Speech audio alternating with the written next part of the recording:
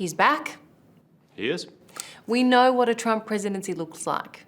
So can world leaders be confident in how to work with Donald Trump? Well, we know what Trump presidency the first time around looks like. This one's going to be different, I think. He is more secure in his own instincts. He has less constraints on the policy advisors that he has around him. It's very clear that by the end, he was prioritizing loyalty over experience, particularly those who have experience who disagreed with him. So it's not just the president, but the cabinet is going to look, I think, quite different than it did before. We're still waiting to hear, at the time of taping here, what the House looks like. But there is a real possibility that you'll have Republican control of the House, the Senate, and the White House, which is a fundamentally different composition than last time around. Your question, I think, though, was about can leaders be confident that they know how to deal with this? Well, they know what dealing with Trump is like, that's for sure, but he will be much more secure in how he sees things. But one of the things that I think we really have to fasten on, and that all leaders will be thinking of, is Trump will look different in 2024 than he did in 2016. Not only is he older himself, but again, feels very vindicated this time around. And on top of all that, the world looks extraordinarily different in 2024 than it does in 2016, where things were calmer, then we see many more disruptions now, which adds a whole different layer of complexity for how both allies and adversaries of the United States are going to attempt to navigate forward and exploit this moment. So what will be the main concern for European leaders? Well, I think it's pretty obvious because Trump has said consistently that he doesn't think that NATO pays its fair share, NATO members on this. Now, again, we're at a different moment in 2024 than we were in 2016 or 2020. Back in 2020, when Trump left the White House, only 9 of 30 NATO member states were paying 2% of their GDP to defense. Now we have 23 of 32 members. The spending has gone up. They are doing more, but whether or not it's enough is, I think, the open question here. Do you think he may actually withdraw the US from the NATO alliance? Well, it's unclear. His advisors, or certainly those who support his view, say consistently that this is a negotiating tactic. But Trump himself says something a little bit different, that if you don't pay what he terms fair payment, therefore the protection, as he terms the alliance, is over. We can also look at the words of his former national security advisor, John Bolton, who said that on more than one occasion, Trump was actually on the precipice of withdrawing from NATO. So, look, Trump prides himself on being unpredictable and not being clear about what his endpoints are, because he can always negotiate further. On this, as on a number of other things, I think the truth is we do not know, but the volatility will have real effect and will have real effect on allied capitals. You may have just answered this, but if you had to sum it up, how would you characterize Donald Trump's approach to foreign policy? Unpredictable, personalized, and tariffs, because I think he said all three of those things matter enormously to him. We're nearly 3 years now into Vladimir Putin's war on Ukraine. Is this election result the worst case scenario for Ukraine? Well, it's certainly not the best case from Ukraine's perspective, especially if we're talking in terms of Ukraine's ability to fight with more weaponry, making sure that there's a broad alliance led by the United States in supporting them, and making sure that they can push back not only against strikes within Russia, but also making sure that they can regain some of the territory that they've lost. Now, consistently, Donald Trump has said that he wants this war over, that he will end it on day one. That may or may not be true. He doesn't get to decide for the Ukrainians themselves. But I think, in terms of your question about the worst possible outcome, the question begins to be, is Ukraine going to be negotiating from a position of strength or one where they are undercut in what they have been doing? And if Donald Trump were to pull US support from Ukraine and Vladimir Putin wins some Ukrainian territory, I mean, what message does that send to other dictators? Well, this is a really important question you've brought up, because consistently what we hear from several of the advisors within the Trump orbit is that the reason that Donald Trump is not a fan of what's happening in Ukraine, i.e. the Ukrainians fighting back against Russia, is because the Europeans need to handle this. The Ukrainians need to do this on their own, and America cannot afford to take its eye off the ball of the most important strategic competition, which is in Asia and against China. Now, that might well be true, but there's, I think, a larger question here that if Russia wins, if there are perceived wins for this, what is the message that Xi Jinping takes for this, for deterrence? What is the message that European leaders, who increasingly have been working with their counterparts in the Indo-Pacific region, take for their willingness to do more in the Indo-Pacific region when they have a bigger problem in Europe itself? So I actually think there are a lot of complexities to this, and it's not nearly as clear-cut as the rhetoric we've heard. Would Xi Jinping be celebrating or commiserating today? I think Xi Jinping's outcome, all the analysis that we've seen of how China is looking at the U.S. Election, is there are dangers on both sides because it is really a bipartisan focus about the threat represented by China. There are problems with the Harris presidency, had she won. There are problems with the Trump presidency. However, I think the part that would be cheering for Xi Jinping is the chaos factor inside the United States, and the United States in coordination with its allies and partners is likely to go up. The United States being willing to push back across the board in a broad-fronted multinational coalition is going to become more difficult. I think those are cheering prospects for Xi Jinping, even though he will have sizable challenges dealing with the Trump administration. Yeah, Trump's messaging on China has been so mixed. I mean, China's scared of me, I'm going to put all these tariffs, but then at the same time, they could well benefit from chaos. Well, they could well benefit from chaos. I don't think there's any argument on that. But we also know that the more assertive set of American policies against China really ramped up under the first Trump administration. We know he has a number of advisors who pushed that, and Trump seemed to believe portions of that. Now, the devil is in the details, of course, because what are we talking about with Taiwan? How much support for them? How much Taiwan is a bargaining chip? What are we talking about in terms of technological competition? What are we talking about in terms of a broad-fronted multinational coalition against human rights abuses that China has had? Some of those, I think we know the answer to already. But on other fronts, particularly the trade war front, Trump has talked about a 20% tariff on anyone unless your name rhymes with China, and then it goes up to 60%. The way that that plays out, how long that can be pursued, is, I think, another facet that we just don't know the outcome to right now. Is the Indo-Pacific less secure with Donald Trump in the White House? Look, Trump's advisors would tell you that strength, which is what Donald Trump represents, equals deterrence. Therefore, the Indo-Pacific is more secure.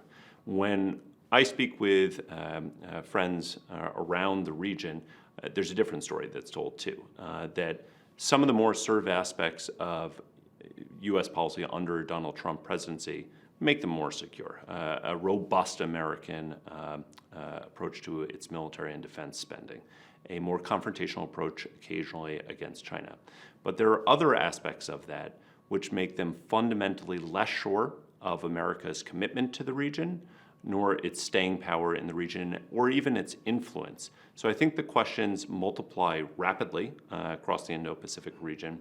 And frankly, because there's a more transactional nature that takes place under Donald Trump, the questions abound for the entire region, as you said. So if there is hard negotiations with the South Koreans, what does that imply for Japan's security? If there are negotiations with the two of those, what does it imply for the Philippines' security? And what does that imply for Australia's security? There are large questions that it's myopic to just take one at a time because it's an entire regional focus that will continue to evolve here. You spend a lot of time in Canberra. I mean, the Albanese government obviously being very diplomatic about the prospect of working with President Trump. What are they really thinking and saying? First of all, we know that Prime Minister Albanese has come out to congratulate Donald Trump, as well he should. They're going to work with a U.S. administration of any stripe. Allies do that. But are they worried? Of course they're worried. Of course they're concerned. When there are question marks in front of you that you don't know the answer to, that you don't know the outcome of, and you don't know what your partner will do, that's when questions multiply. That's true across the board when we talk about trade, when we talk about climate, when we talk about defense issues. It's also especially true when we talk about really signature initiatives such as AUKUS, where there's not a no here from the Trump camp. There are just many more questions than I think they would have had otherwise. Trump is isolationist, America first. Do you see his stance impacting or changing the AUKUS deal at all? Yeah, well, first of all, I think that there are a lot of different camps within Trump world. I know you asked me about Trump himself, But let's note that at least in the first term, and you're likely to see less of those, there are more internationalist advisors. They're in a distinct minority now, but they still exist. There are those who claim that they are Asia firsters, right? They care less about what's happening in the Middle East, less about what's happening in Ukraine, because they want to really focus on pushing China across the board. And then there are those who are more America firsters, more isolationists. I think watching who gets cabinet appointments will tell us a little bit of those, because actually it's somewhat hard to place Donald Trump in any one of those categories, other than I think we can say he's not an internationalist. He is hawkish on China. Sometimes he's bullish on China when it comes to trade deals. So it's unclear, not to mention that we now have Elon Musk in the mix, too, as a very different perspective on working with China. Now, again, sorry, I pushed back on your question about what Donald Trump is, but you had asked that about AUKUS, right? And I think the question is, Donald Trump is, at his core, very transactional. He's not going to do something unless he thinks, A, it benefits the United States, but really if it benefits him and his political standing. So AUKUS can be caged in a lot of different ways. If that pitch is demonstrated, if it helps advance the U.S. submarine industrial base in addition to Australia's, that strikes me as a better sell. It's one that the Australian government is already pursuing with them. But again, I don't think it's a done deal. It's just one that needs to be prosecuted at a personal level at this point. He loves a good deal, and he loves to project military strength. So those things, I guess, would tick the boxes as far as AUKUS is concerned. They would. Again, there's an enormous investment by Australia into the U.S. Submarine industrial base, no less into the U.K. submarine industrial base. There is the work of enlarging America's footprint in Australia. These are things that could benefit both parties here, but the question is, how is that argument going to be made, and how much salience does it have to Donald Trump? America, though, is struggling to build its own nuclear submarines. I mean, wouldn't Trump be more concerned about hitting domestic targets before supplying Australia? Absolutely, he is, as any president would be. The United States Congress gives requirements for the United States in terms of global posture, what it needs to have globally, because of course the United States has a presence globally. The United States, as you rightly point out, is not hitting its targets currently of how many submarines it's producing. The better question, though, is not therefore Australia won't get any. The question is, how do we get to more, and more for everyone? I think AUKUS, personally, I think AUKUS is probably the best way that you get there, but that's an argument to be prosecuted for how we get to more assets for both the United States and for Australia and others. And maybe now the timeline changes with Trump in charge. I mean, is that a possibility? If he wants to prioritise American production?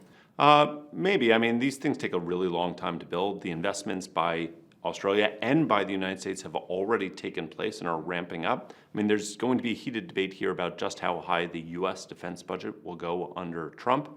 I don't see a change in the timeline to the first several steps of AUKUS, including the submarine rotational force out in Perth that's going to be set up by 2027. But in terms of production, the question that will be before the American president is, at the moment when a U.S. president is ready to certify the transfer to Australia of the SSNs, whether or not the United States has enough that are in its inventory that have been gotten underway too. So that's a question that probably won't come down the line for several years and into the early 2030s. Just turning to the Middle East, how critical is the US president to brokering peace between Israel and Gaza? The United States obviously has a role to play here, but it's not the only actor here, nor is it necessarily an actor that can force a resolution on the parties here.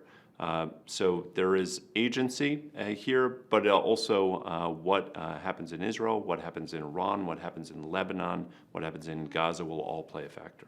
Benjamin Netanyahu describes Trump as the best friend he's ever had in the White House. I mean, how likely is Donald Trump to pressure Israel to stop the atrocities in Gaza? Well, we've heard more than one thing on this. So on the one hand, less likely, I think we can say, that he told Netanyahu, as we've seen, that he should do what he has to do. And I think much of the assessment is that there won't be much pressure on Israel to rein itself back, particularly with the cabinet shuffles that we've even seen with Netanyahu taking more power in Israel. On the other hand, Trump has said that he wants this war over and done with by the time he gets into office. How that resonates, whether or not that affects Netanyahu's decision-making, I think is still to be seen. I think one of the problems is he makes these statements and claims without a lot of detail. So, for example, I'll end the war in Ukraine on day one. Yeah. I mean, what does that look like? What could that look like? Well, it's not just on that front. It's true on his healthcare plan. It's true on his Middle East plan. It's true with his defense budget plan. It's true on his climate plan. There are not details. That was not the pitch that he was giving, other than to say he can fix everything. Now, in terms of your particular question, what would it look like? Again, it would probably mean a lot more pressure on Ukraine to settle, to renounce its claims to its own territory. But again, the United States cannot make peace for Ukraine, so that is a decision that will be made in Kyiv, not in Washington. So are we just in the great unknown now, a period of great uncertainty? Well, we are in the transition period, but we're also in a period of great uncertainty as for what happens after January 20th in 2025, because we're in a brave new world here. Amongst other things, the world is just fundamentally that much more uncertain. The stability of the world looks much more fragile than it did 8 years ago.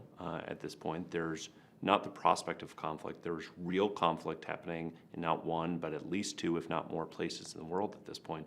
So the uncertainty factor has gone up, and the fact that we have very little clarity on the policies that will be pursued, except in the broadest of broad strokes, means that, yes, there is more uncertainty at this point, and we're likely to have to live with that.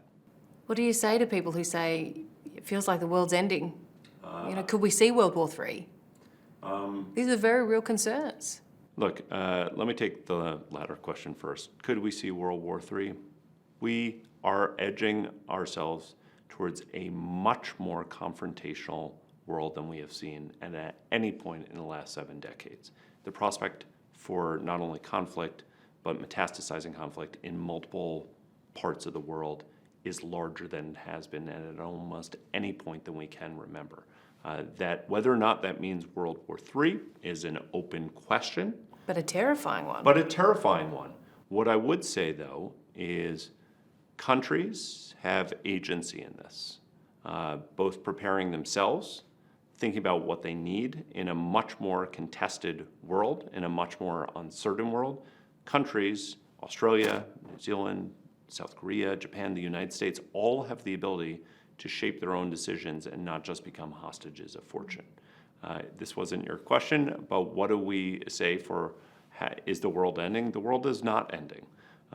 If you are a supporter of an America deeply engaged in the world that champions freedom, today looks darker than it did yesterday. There is no doubt about that. But what the future might bring, we have to take one day at a time. And we have to take deep breaths and make sure that countries and people and individuals are all making decisions that make sense as they move forward. And he was president before, and the world didn't end, although it felt like it sometimes. He was president before. The world did not end. But we did see advances taken by China, taken by Russia, taken by North Korea during his presidency. Trump has an affinity towards authoritarian leaders. There is no doubt about that. He likes the trappings of power. He likes the back and forth of great power politics. The question, I think, is whether or not we'll see ourselves over the next several years in a world where those actors who are destabilizing the entire world will continue to see this as a period of uncertainty, of chaos, and of churn that they can move forward their own interests, or whether or not they'll be thrown for a loop in this more chaotic approach to U.S. foreign policy. What should Australia be most worried about? What would be the greatest concern to the Australian government? Look, the greatest concern to the Australian government is, we should say our concerns are twofold. Number one, America that's simply less engaged, that's less invested, that's less present, not only with Australia, but across the entire region. That's a concern for Australia for security purposes, for normative value purposes, even for trading purposes. So as America talks a big game, but potentially withdraws itself militarily, that's a concern for Canberra, I think. So the question becomes what they can do both on their own and in order to convince Americans to stay as firmly anchored as possible. The more discrete set of policies, I think, become on all the initiatives that the United States and Australia have started over the last several years, whether it's defense posture, whether or not it's AUKUS, whether or not it's the Climate and Critical Minerals and Clean Energy Compact, whether or not those initiatives are likely to accelerate forward, kind of tread water, or just be blown up entirely. As an American, how do you feel about the future of your country? Look, as an American who deeply believes in America's value and importance in the world, and for all the problems that can create in the world and domestically, that the world is fundamentally safer, more secure, more prosperous, and more democratic with a fully invested America. This is a moment where I think we have a lot of questions about what that looks like, no less what America itself will look like moving forward. Hello, I'm Amelia Adams. Thanks for watching 60 Minutes Australia. Subscribe to our channel now for brand new stories and exclusive clips every week. And don't miss out on our extra minute segments and full episodes of 60 Minutes on 9now.com.au and the 9Now app.